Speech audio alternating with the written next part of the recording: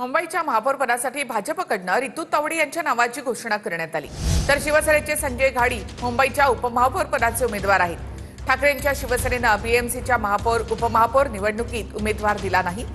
अपशकुन करणार नाही, सक्षम विरोधी पक्षनेता म्हणून काम करणार, असं किशोरी पेडणेकर यांनी म्हटलंय। मुंबई महानगरपालिकेच्या महापौरपदी श्री रितू तावडे यांची घोषणा। मुंबई महापालिकेच्या महापौरपदी भाजपकडून रितू तावडेंच्या नावाची घोषणा करण्यात आली आहे। मुंबई भाजप अध्यक्ष अमित साटम यांनी रितू तावडेंच्या नावाची घोषणा केली आहे। तर शिंदेच्या शिवसेनेकडून मुंबईच्या उपमहापौरपदी संजय घाडींच्या नावाची घोषणा करण्यात आली आहे। सुरुवातीला भाजपकडून रितू तावडे आणि शीतल गंभीर यांच्या नावाची चर्चा होती। त्यानंतर रितू तावडेंनी बाजी मारली। मुंबईचे महापौर पद सर्वसाधारण महिला गटासाठी राखीव आहे। 11 फेब्रुवारीला मुंबई मनपा महापौर निवड होणार आहे। कोण आहेत रितू तावडे यावरही एक नजर टाकूया। रितू तावडे 2012 पर्यंत काँग्रेसमध्ये होत्या। 2012 मध्ये प्रभाग क्रमांक 127 मधून विजय मिळवला होता। 2017 ला युती तुटल्यानंतर प्रभाग क्रमांक 127 मध्ये रितू तावडेंचा पराभव झाला। भाजपनं संधी दिली, आता पुन्हा निवडून आल्या।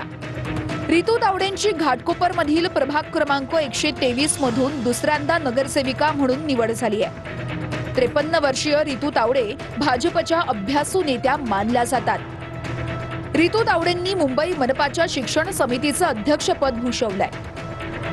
रितू तावडे मुंबई मनपाच्या स्थापत्य समितीच्या उपाध्यक्षही राहिल्या आहेत।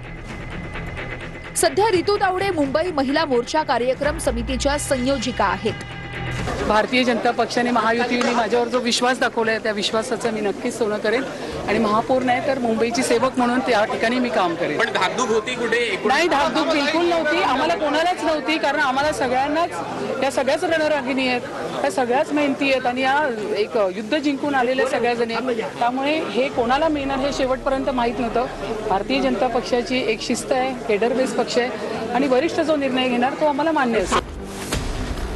शिंदेच्या शिवसेनेकडून मुंबईच्या उपमहापौरपदी संजय घाडींच्या नावाची घोषणा करण्यात आली आहे। संजय घाडींना 6 वर्षांसाठी उपमहापौर राहता येणार आहे। मुंबई पालिका निवडणुकीत 2 नंबर ठरलेला ठाकरेंचा पक्ष मात्र उमेदवार देणार नाहीये। महापौर आणि उपमहापौर पदासाठी मराठी उमेदवार दिल्यानं ठाकरेंची शिवसेना उमेदवार देणार नाहीये। मुंबईचा जिथे आता मराठीच महापौर दिलाय त्या नक्कीच आम्ही अपशकुन करणार नाही। आम्हाला आकड्यांची गणितं मान्य असतात आणि ती मान्य केलेली आहे। अनेकदा आम्हाला विरोधी पक्षांच्या पण भूमिका बजावाव्या लागलेल्या आहेत, तर आता तर आम्ही त्याच भूमिकेत आहोत।